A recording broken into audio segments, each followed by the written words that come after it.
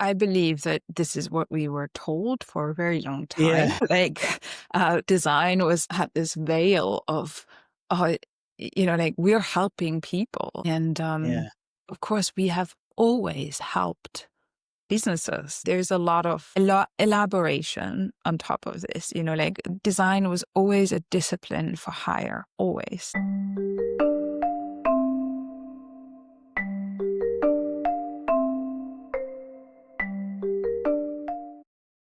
Julia, welcome to the Deeply Human Design podcast. I'm so glad that you've agreed to come. I actually, we haven't really met, so this is where people are going to witness us talking to each other as if we don't really know each other. Getting to know each other. Yes, Yeah, very happy to be here. Thank you. yeah, and thank you. And I think that discovery is interesting for people to see, because I'm very curious, and I think you are too. You're innate, you must be, given your illustrious career. I was actually, somebody messaged me and said they'd been to your talk. I think it was at UX Brighton, and they just said how inspiring it was and how amazing it was. So, and I was doing a bit of homework, just to learn more about you, and I could see that you've been a speaker for quite a long time and done quite a lot of that space where you're really sharing and giving something back into the community. And I was very impressed. I was like, wow, that's quite something that you've found that voice, and found a way to channel it. Well, that's so kind of you to say, Danny. From my perspective, I probably still am exploring this voice and trying to find the niche a bit more. But yeah, I do get feedback that people tend to take something away from what I share. And it's kind of twofold, right? On the one hand, you feel like, wow, that they actually want to hear me say something.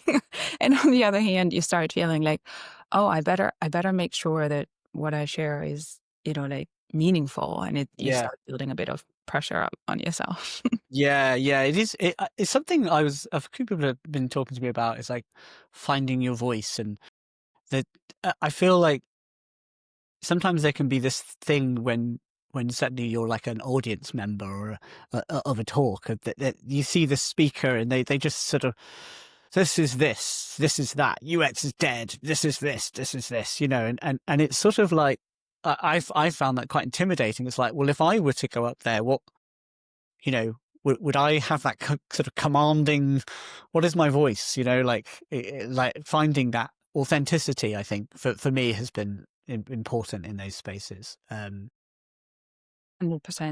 And I think it also changes in context, right? Like you're on stage right now when you think Yeah, about it. yeah, And it's different, but you're still showing up as yourself. So for me, it's always this question, like, how can I be authentic? How can I be myself in this situation? Because this situation will not be the next and the next and the next.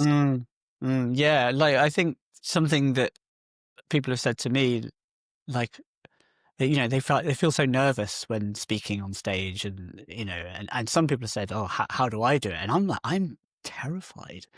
I being quite in the moment, like, I think even now, I don't feel scared. I don't feel terrified. I feel a bit buzzy, maybe, and a bit kind of like my mind is to trying to stay here, but then it's also thinking about other questions I could ask you. But yeah, I'm curious, what's your feeling right now?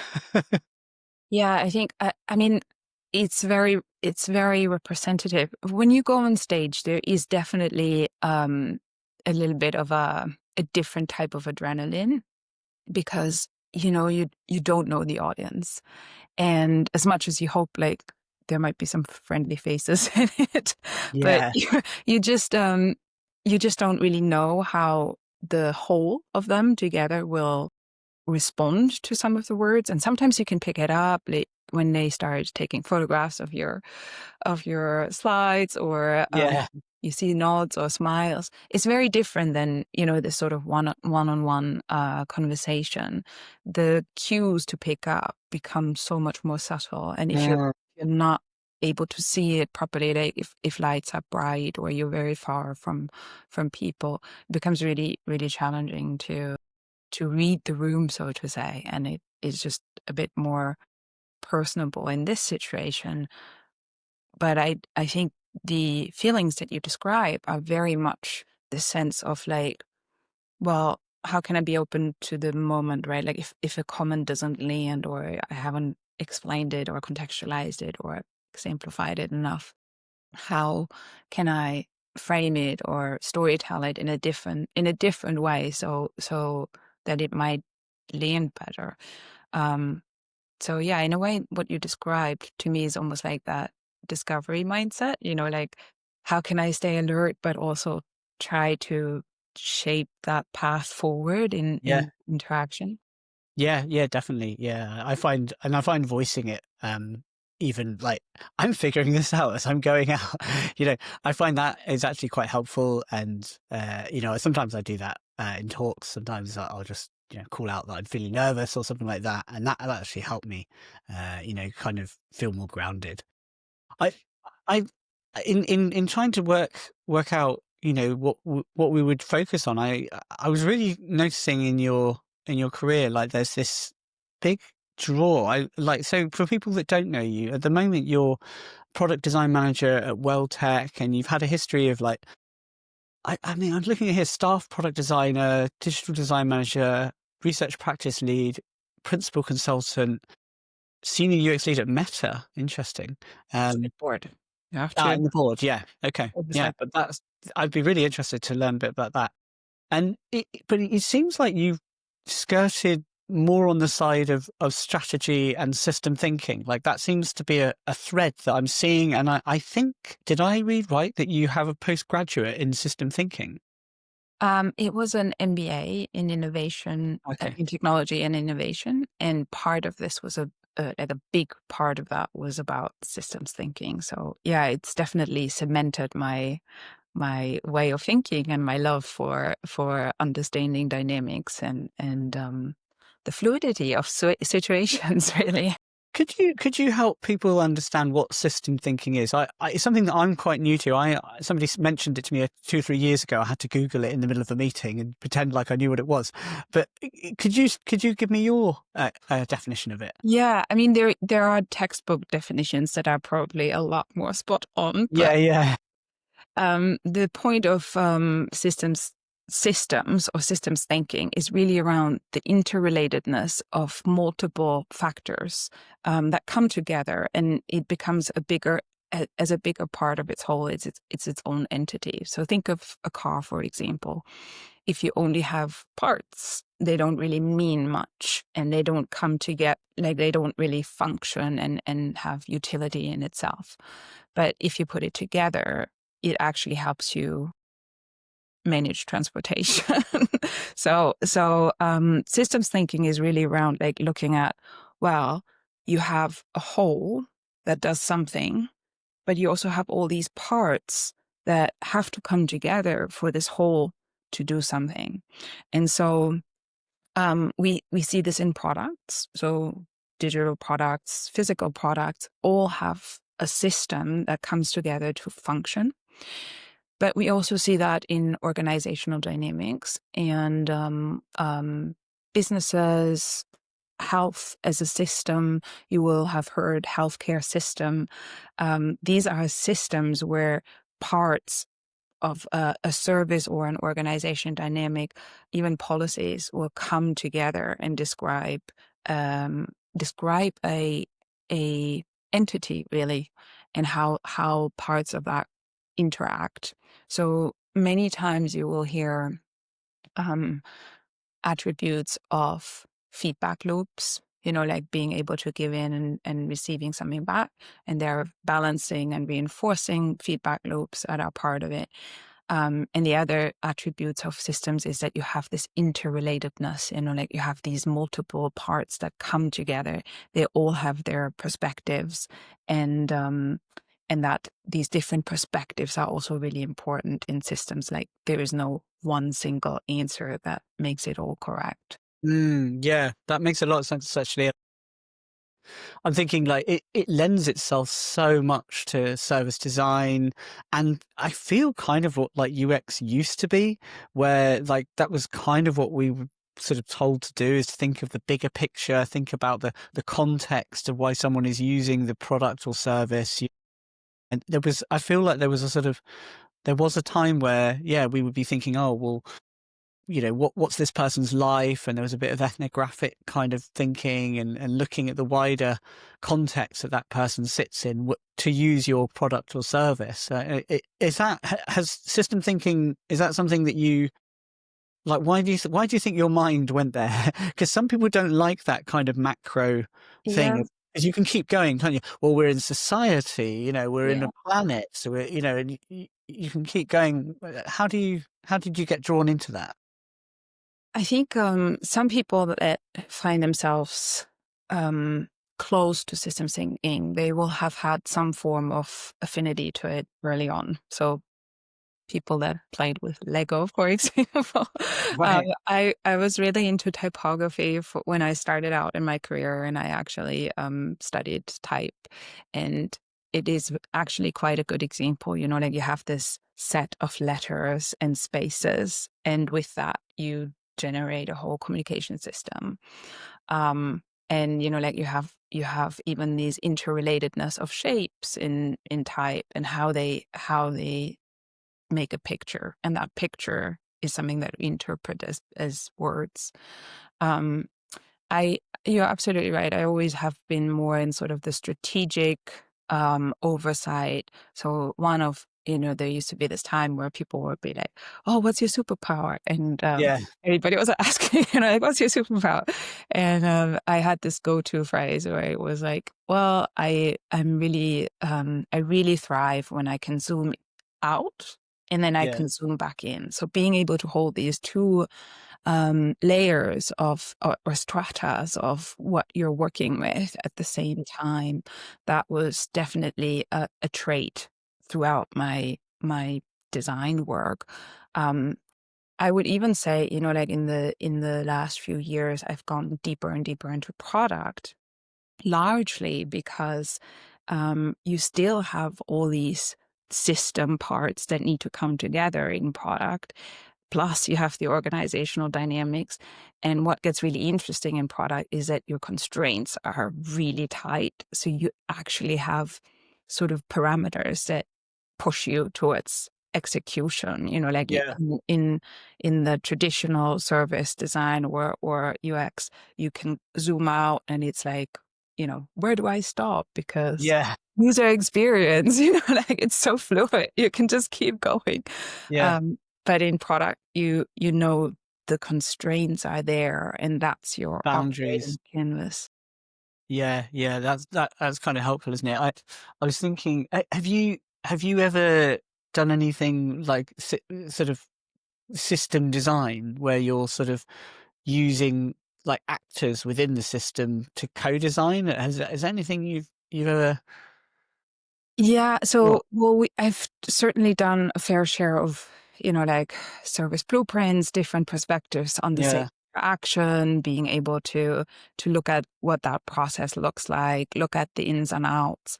And I still use that in my product environment now. Like you have different data points that come from back end and front end, and it gets layered together as an interaction. So I find knowing that multitude of actors against a process and a desired outcome is actually quite a universal capability, whether that's in product or in UX or in service design.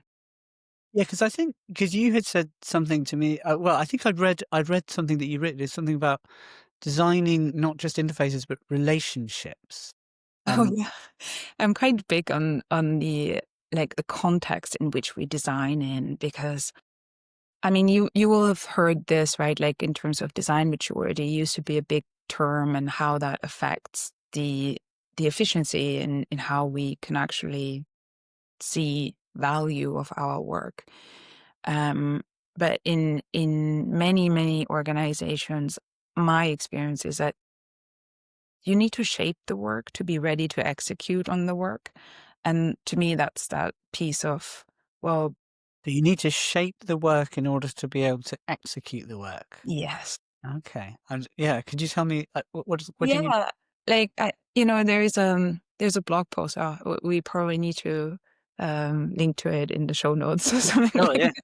that. But it's something that I learned actually in my time with ThoughtWorks. But it was something that like when I first started out in design, y- you had not that awareness how important discovery is. Nowadays, we're much clearer on, yes, there's discovery, but there's almost in product, they use the term a lot more around prioritization and being able to identify the next best thing, the thin slice that we start with. But I would describe it as problem framing or opportunity framing and context setting. So we all have these different perspectives on the problems we're trying to solve, whether that's an experience or, product is basically just an intermediary for the experience. You don't come in and say, oh, make this button blue. I mean, some people do. Yeah. But that's not the problem, right? Like, and we need to try to really unpack what is the problem we're trying to solve. And if it is around value exchange, if it is this intermediary of we transact, what's in it for this one actor, which is the customer or end user, and what's in it for the business that we represent. And this is the multi-actor and the system interaction, the interplay between these different parts. Reminds me, I what I was just I did. There's two projects I did. One was probably quite easy. So I'm just thinking about a way to make this quite tangible for people listening. And I was thinking, one example I can think of, and perhaps you'll have some too. I did a very brief piece with the NHS, and it was for the Sexual Health Service. And what they wanted to do was to explore and understand how to improve sexual health service, particularly for LGBTQ people. You could imagine there'd be like different ways to do that. One way might just be that maybe straight user research. You just interview people and draw out insights, and then present it back, and say, this is how the service could be improved, blah, blah, blah. What was quite interesting about the gig was that they were quite interested in what I now understand to be sort of system design. And so I ran a workshop with some GPs. This is in the same workshop, GPs, some people that identified as in LGBTQT, and we had like some of the people from the local like clinician board, and like a few other actors in that system, and actual health practitioners too. And then we co-created a journey map of the experience of patients, and they were actually in the session going through the the sexual health service. So they were saying, they were coming to the door, awareness going in, first interaction, getting some kind of treatment, and we went through all the stages, but everybody was feeding in together. And what I really appreciated, and, on reflection about that, was that sort of like, on one level, yes, I made a journey map and I made a bunch of how might we statements and stuff. But what was quite cool was the conversations that started to happen. It was already going beyond the workshop, because there was already a clinician and someone on the board and whatever who were going, okay, we need to fix this now, like, and they're already making notes and stuff like this. And it was sort of like, I think someone said to me once, it's like you're sort of brokering relationships within the system, and then it almost starts taking care of itself somehow. And that was something I was just thinking might be helpful, to kind of make it quite real. That indicates like a co-design with different people in the system, relationships, trust was being built, Yeah. and change was happening, but not necessarily all by me. It was No. almost beyond. I was just sort of holding space. But do you think that's that was an example that came to my mind? Yeah, you can even apply it to actual design systems work. So if any of the UXers or more sort of design executioners listening. Like you design components or you design parts, but only when they're used and put together, Yeah. you can actually see the utility, you can see the dynamics. How often is one component used? Is it useful? How do you negotiate the trade-offs? Like if we build a component in this context with that level of complexity, can it be reapplied in another context? Would it need to be adapted? So it is always this sort of like, oh, I recognize this. Okay, now how can I use that? And is it relevant to me? And so this is how these little pearls on strings connect through the whole, and different people will see, for example, the component as a different level of utility or opportunity, right? Like if someone sees like, oh yeah, this is ready to use, great, I can apply it, perfect. But then maybe you have a very complex edge case and it's not so easy to just replicate, and you might need a couple of variants. I don't know if that's helpful to Yeah, illustrate. yeah, no, I can see it. Yeah, I think what I can hear is like you have such a deep grounding in system thinking and methodology, and I'm curious like how, because I feel like there's this sort of watch out for me all the time of like methodology and thinking and then practical application, and what does it mean for a Monday morning, what does it mean tomorrow, and I can hear a deep understanding of the theory, and I'm just thinking like of examples of like how does that work in a workshop, how does that work in when you're on a sprint. Can you apply it in that way, that type of thinking? 100%. I think it's really being super clear on your boundaries. Like Yeah, the system has a boundary, and systems permeate. Like system can be moving into other systems, but you have to really know what the boundary is. And if you don't know, you have to put a stake in the sand, and to say like, this is where I assume this boundary is, and yeah, that's yeah, what we're working towards. And in product teams in particular, like you do tend to have a clear goal. Like you either have a business goal or you have maybe a P1, priority one kind of oh, we need to fix something. That's a very clear, this is what we need to do. However, even though you have that sort of high level directive, you might have a similar directive in a workshop, like, oh, we're getting together to understand user journey mapping. You often need to unpack that. And this is kind of this shaping, like, what is it actually? And I've worked with engineers that had to go and actually just run a mini discovery of, oh, we're going to fix this code. We don't even know what's going on in this code. And so they had to kind of unpack that first in order to be able to act on it. And that's very classic for systems work. Like we're trying to do something there, but we don't even really understand it. And we need to look at it from different perspectives in order to really like have a good sense really in how to solve this, like how to get to that goal. So making that a lot more concrete. Monday morning, sprint planning, we know, oh, it can be a simple feature, right? Like, oh, we're going to upgrade our checkout process. You need these different perspectives. This is why we have cross-functional teams. So you might have a front-end engineer, a back-end engineer, a designer, and a product manager, and they all go away and try to figure out, well, what does that mean from our discipline? So the designer will see, oh, how does that interaction pattern work?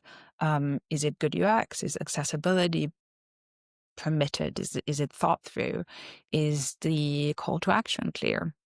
Now, the product manager might go away and check the data and the logs and the conversion rate and the understanding of how that affects revenue. Um, Maybe the product manager will also look at different markets and different areas where the feature will be released, and like what kind of legal attributes there are. So you can already see, right, like the list just goes on. The engineers will have to look at, okay, how does that interaction behave? Is the right data flowing into that interaction or not?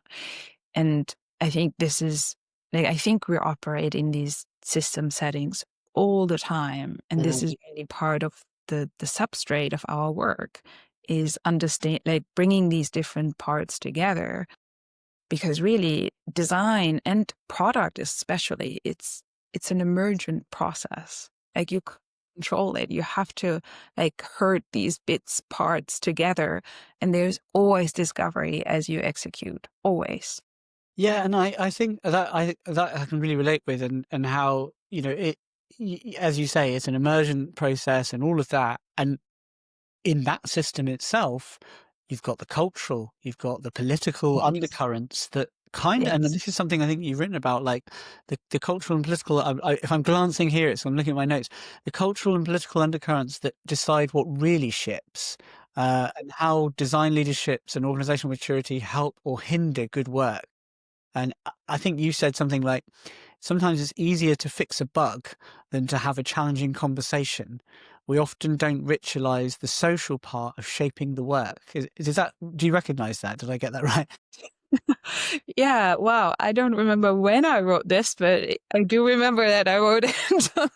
Yeah, I think, but it's exactly that point, right? Like, it's so, that social part, that relationship part, where these different perspectives come together, and you generate that clarity of what that work looks like for each discipline, because everybody will work towards slightly different parameters in order to achieve that goal. We don't spend enough time. We don't invest, we don't nurture that as part of our teams, right? Like, we're rushing to the next deadline and the next deadline, the next deadline.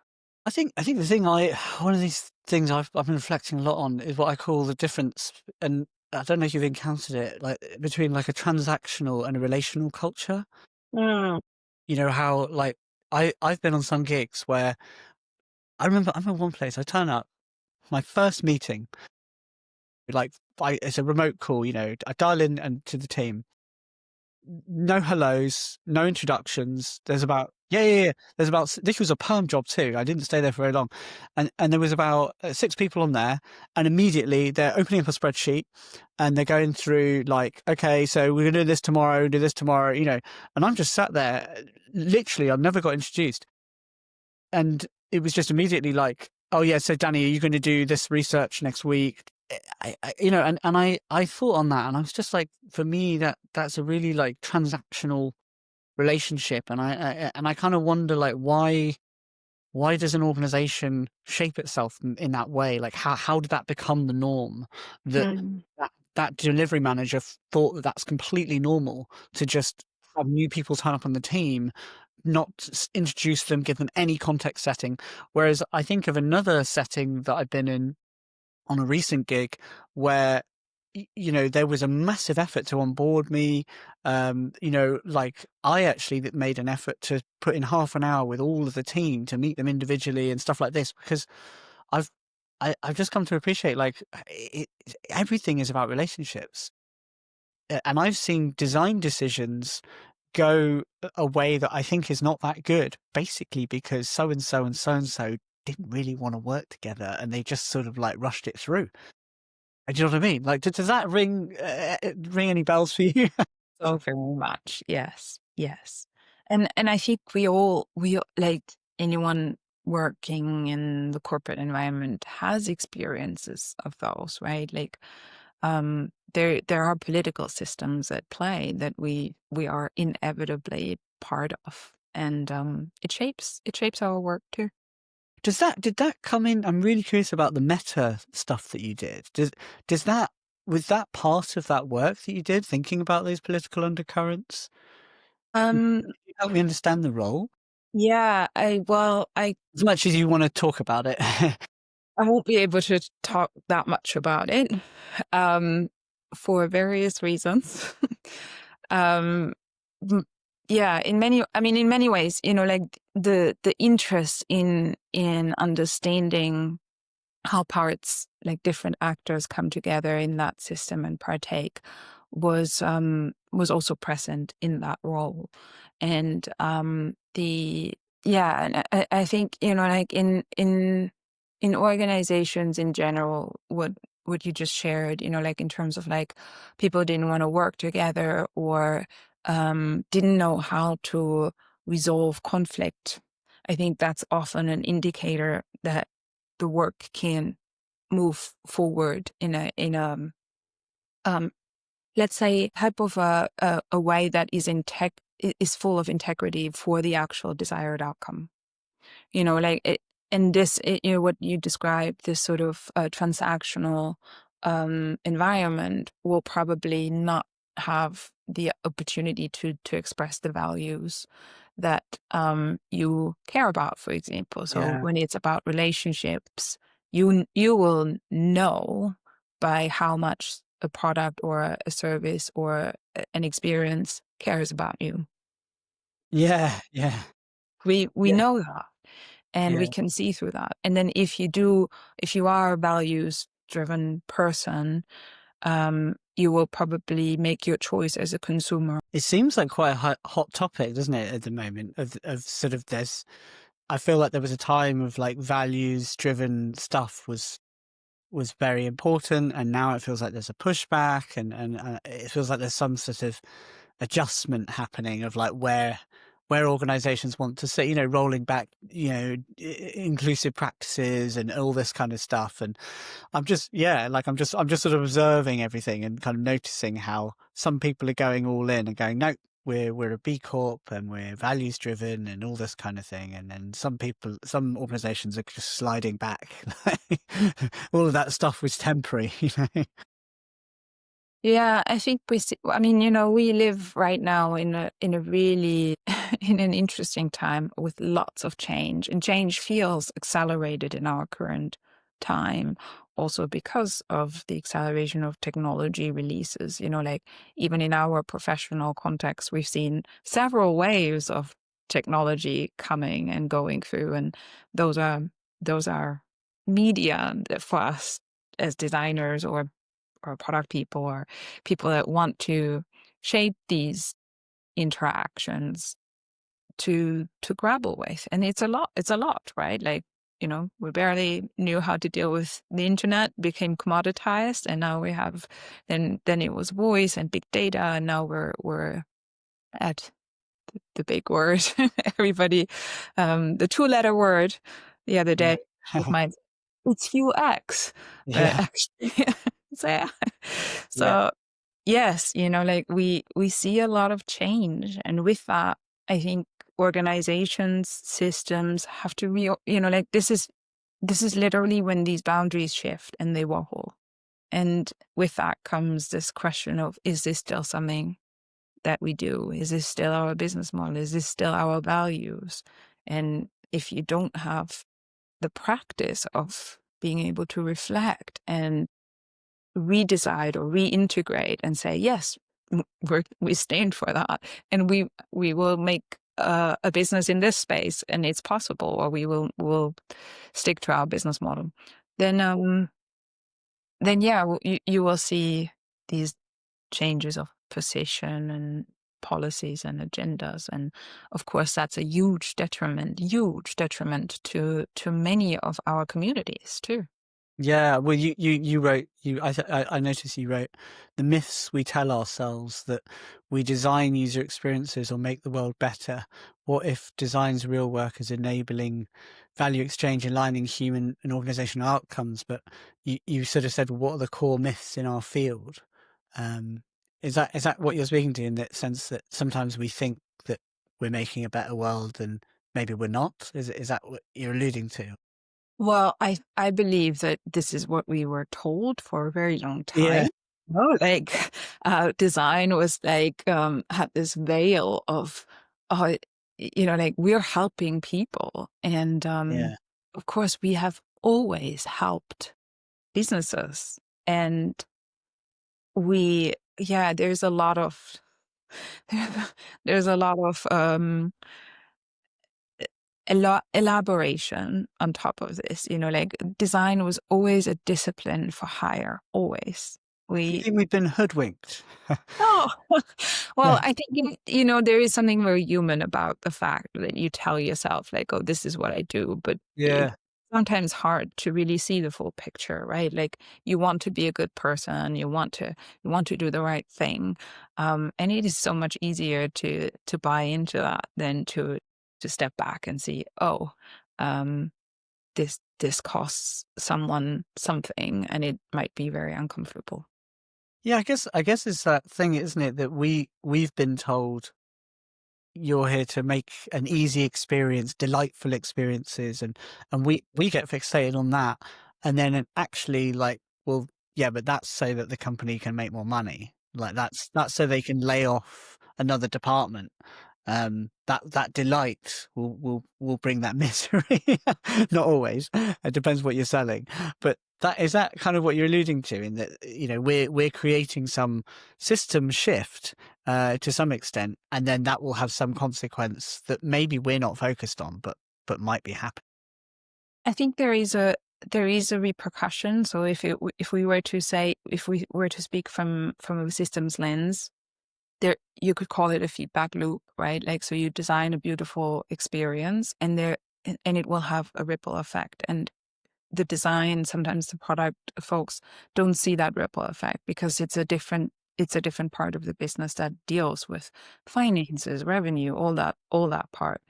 I don't think it's always so intentional, like not all business is evil, right? Like it's not like we're all just designing beautiful things to extract more money, more users, more scale.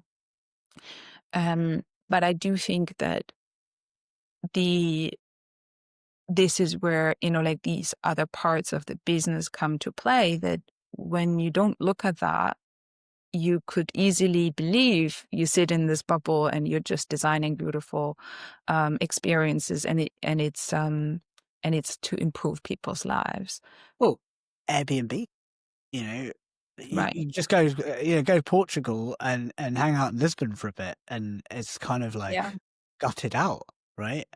And at the same time, I really doubt that this was the intent initially when Exactly. Airbnb started, right? And this is kind of why these dynamics emerge. You have something called scale distortion. You start having players in actors in the system that you didn't anticipate. So people that build their entire businesses and livelihoods on just renting out all this property.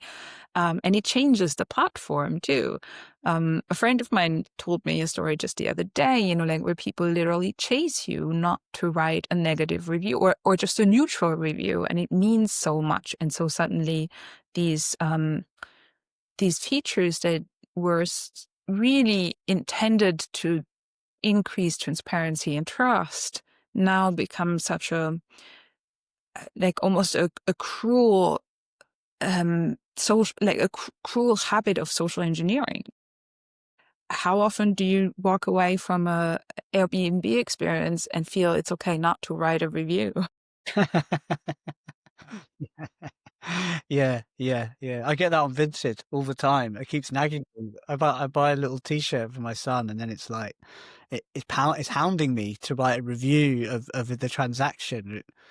Like, I've never understood review, because I just think, well, I don't get paid for it, so why would I spend my time making someone's platform better? I'm really cynical. I just don't get it at all. Yeah. I mean, it's funny, isn't it? Because I'm sure, like, I know this from myself, like, I will definitely read other people's reviews. That's true. And Yeah. you kind of start to understand and look at, like, oh, they said something that, or an incomplete sentence, and you're like, oh, what happened there? And you're kind of unpacking that in your head as well, because these are cues, right? There are clues that something is like, maybe it's not a great experience. Maybe I should, be aware or make my decision on the back of that. So I consume feedback for sure. I consume reviews for sure. How is this? We talked about, like, values and like system impacts. Like, how has that influenced your career? Like, how have you had moments of doubt or moments of, reflection where it's made you think differently about what you'll do in the future? Has there been a kind of inflection point for you where you just thought, what am I doing?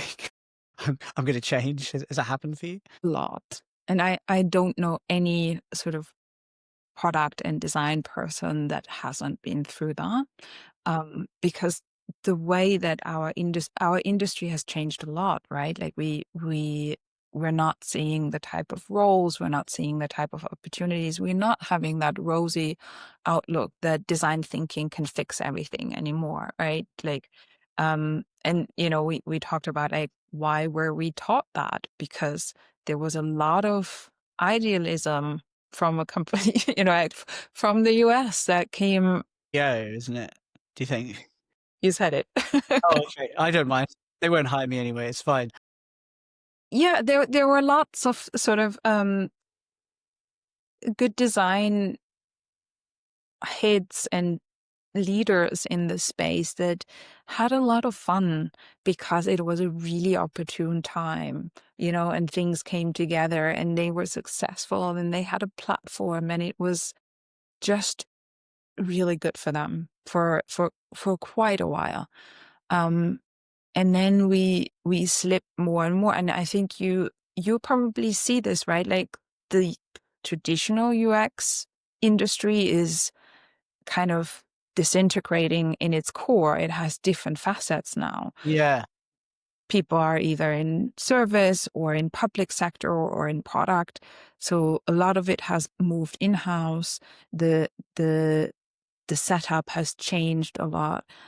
Danny, I know so many people that left the design field, even Really? the field, but mostly the design field, because it's really hard in our times to feel you can make a difference.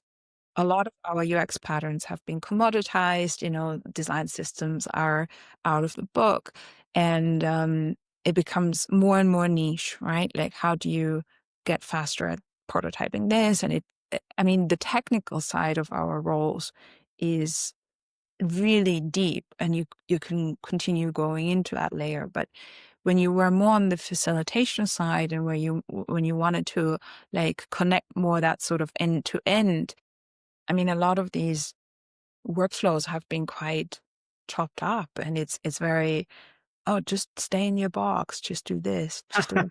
Yeah, I know. Driving me nuts. This thing about the thing that, like, I had this experience earlier this year when I was applying for product design roles, and I didn't get one interview, and it was just like, which I'd never had before. I've always got interviews. I've usually gotten the first job, and I didn't get much feedback. They never do, but it was like essentially it was because I didn't have a polished Figma kind of portfolio. That was what I got down to. Is it was like, because they want this sort of taste and all this, but this whole thing of a generalist, it was like generalists that are very good at Figma, and I keep talking about it on this podcast, but it winds me up. It's just like I it understand. I don't get it, because I just think it's all going to get AI'd out, taste and all this stuff. Like, it's not that special. I know it's special now, but I just think GPT-7, GPT-8, taste is going to be like easy to replicate. Like, I don't think it's that hard to get down to. Whereas I feel like the aspect that is much harder to do is being a generalist that understands system thinking, that understand, because those points are not on AI APIs. You can't kind of wrap AI into like what the impacts will be of a systematic system yet. So I feel like frustrated that some of those skills around that broader thinking that seem to be less valued in the market at the moment.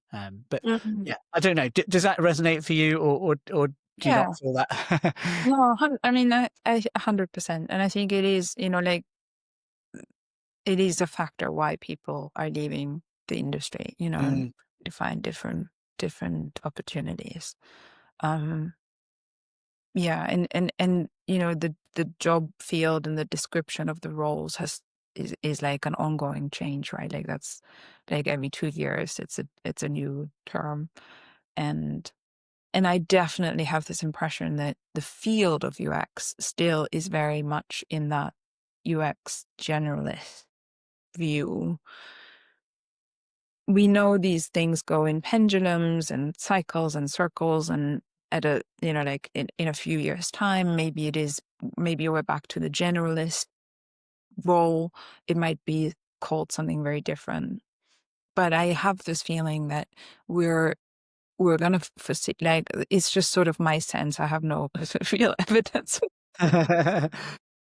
With this particular technology change, I am expecting a lot more fragmentation for Really? the foreseeable time. And in in our adjacent disciplines, so in engineering, you would then, like a lot of engineering senior lead roles are about architecting Yeah. all these different fragments, right? And um, I haven't seen that trend yet in our sort of design field. It seems product takes that up from Yeah. further. Yeah. Yeah. Yeah. Yeah. And how are you feeling in this? Like, we talked about people that that are leaving the profession. We can see a bit where the wind's blowing, but it's nobody knows. But how are you feeling personally? What's the temperature for you? Yeah. I mean, it's a good question. I think it's very situational, like sometimes it feels like it's gonna be okay, like the beautiful thing about being a generalist or having had the foundation of a pretty varied application experience in design is that you learn that the canvas changes, right? But the problem solving and the shaping the work, understanding the actors, working through what the actual goal is, and how do you enable a good outcome? How do you set your constraints? How design for these constraints? I haven't seen that change yet. And so that kind of gives me a lot of anchoring. Like for me, that level of the work has always been there. But the application layer changes, right? Whether that's on screen and it's a pixel perfect interaction, or if it is more at a facilitation level, like workshops and mapping and getting people to agree on a mental model to move forwards to a more a clearer objective.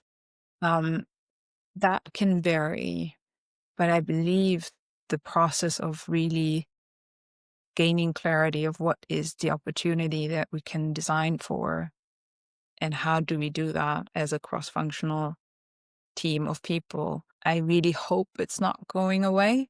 And if it were to go away, I think we're back to that fragmentation where parts just don't fit together. So coming into the feeling of that, am I hearing that you feel cautiously hopeful? We have to. I think this has always been our job, Yeah. right? Like we're designing, we're facilitating human technology interaction.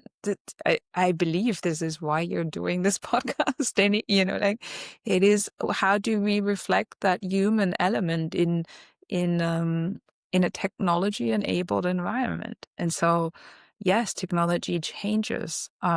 Is it always the best thing?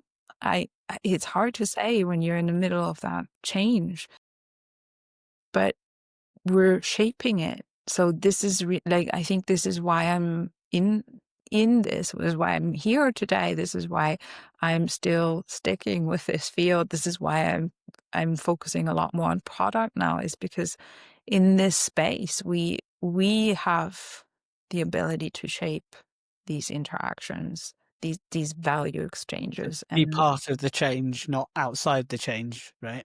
we might still fall on our face, we might make mistakes, but we can try. Is that it? And just to sort of think of something for us to given the picture we painted, like, is that how are you staying grounded? How are you staying your feet on the floor. I can hear you've got um, a perspective on it that keeps you there. Are there any things that you do in your sort of daytime or personal way just to sort of hold some of the uncertainty? Is there any ways that you support yourself? Yeah, well, I'm lucky to have a really beautiful dog, so Oh, really?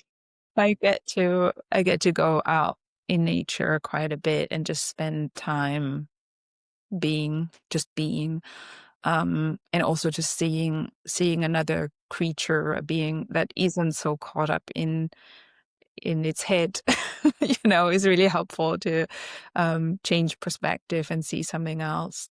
I do try to, physical exercise and like reflective practice. I do yoga and I love it. It's really important to me. And then I think it's another part is just trying to make time for art, at least to go and see it, to expose myself to it, because that is ultimately such a um, shortcut to human expression. Yeah. At least that's Is that what happens when you look at art? Is that what happens for you? Do you? depends on what art it is, I suppose. Yeah. If Yeah. it's I'm conceptual. I'm I'm really curious about this because I don't feel anything when I look at a picture, Really? particularly, no. Have you But I done understand some people do. Like, some have you people cry when they look at a picture. Is that are you more in that camp? No, not crying, but, have you done art? Have you painted or drawn or I I've done some th this is the best thing I've ever done. Yay, It's the let's only see it. thing I've ever done. I did this on a holiday, Nice. but it's some rocks. You can Okay. see that. There we go. Um, So there was an art teacher who helped me do that, but I'm actually I don't feel very confident drawing, like properly painting. So I kind of just stay away from it. And art, I mean, that was very therapeutic, but generally looking at art nothing happens in me. But is yeah. that what happens for you? Does it sort of help you feel relaxed, or I'm just really So curious. what helps me looking at art, so, I mean, I dabble. There's, like, nothing to Yeah, be proud of yeah, yeah. either, but it helps me, generate a flow state, and I think that's when I look at art, I can connect to that, like this sort of just not judging, but just being in expression. You're looking at a picture. So I'm just trying to get into this. So you're looking at a picture, and you can be in that expression just by looking at it. Yeah. That's so interesting. I'm 100% with you if you replace that for music. That Yeah, that's that's where what I I am. figure. Yep, Yeah, I'm there. Music, exactly. I'm right inside it, but Yeah, visually, like, nothing happens. But that's fair. I mean, like, I think both music and art, even, I'm including art as a quite wide category. So apply apply this to dance or even theater, like just having that exposure to expression. yeah. And I do think it is something very human, like you can't really replicate that in the same, well, you can replicate a lot, but um, when you do spend physical time in that context, Mm. there's an immediacy that I think comes back to connection, like for me, that flow, it connects me to that flow state. And it's that connection to someone else tried their expression, and they create something. Yeah, that is it. It's if I had this image of you, you know, with your dog, maybe out in nature, and I just it just strikes me. It's so contrasting to the type of work that we do, especially if you're thinking divergently and systematically and all of that. Like, it's almost completely. It's a completely different state, isn't it? That actual, like, feeling the soil, or the leaves or the bark on a tree, or the fur on your dog, you know. I mean, it couldn't be any more different, really, could it? it's very textural or tactile, really, and I think that's also really important that we don't lose that connection to our physical environment. Yeah. You can get so sucked up in pixels. Yeah, yeah, we're especially working remote and, Yeah. you're on screens all day and yeah, I can really see that. Like, I think even just, you know, I used to commute to work and that, I look out the window on the train and, you Yes. can't I'm gonna lose those things and gets more sort of box-like. Yeah, someone it's a while back, but one of my engineering colleagues said, like we are replicating so much of our actual physical lives in the digital substrate. And it was like, yeah, you know, I mean, you could take that all the way to like metaverse, and um, I do like a little bit of speculative fiction. Like when you read about like how life could be if we extrapolate and amplify the current tendencies in sort of the digital interaction. It could be quite an ironic, maybe even bleak picture. But this is why, like feeling your feet on the ground in the here and now and having that sort of sense of, well, we still all need air to breathe. It's Yeah. really awful. Julia, I think that is a great point for us to end on. And that yeah, perhaps there's some there's some hope and there's something just sort of human. Yes. I think that's perfect. Thank you. Thank you so much for coming on. It's been really interesting, and I've enjoyed going round a bit of a journey with you to talk about It was everything. really nice hanging out. Thank you, Jenny, for inviting me. I really enjoyed it. Thank you.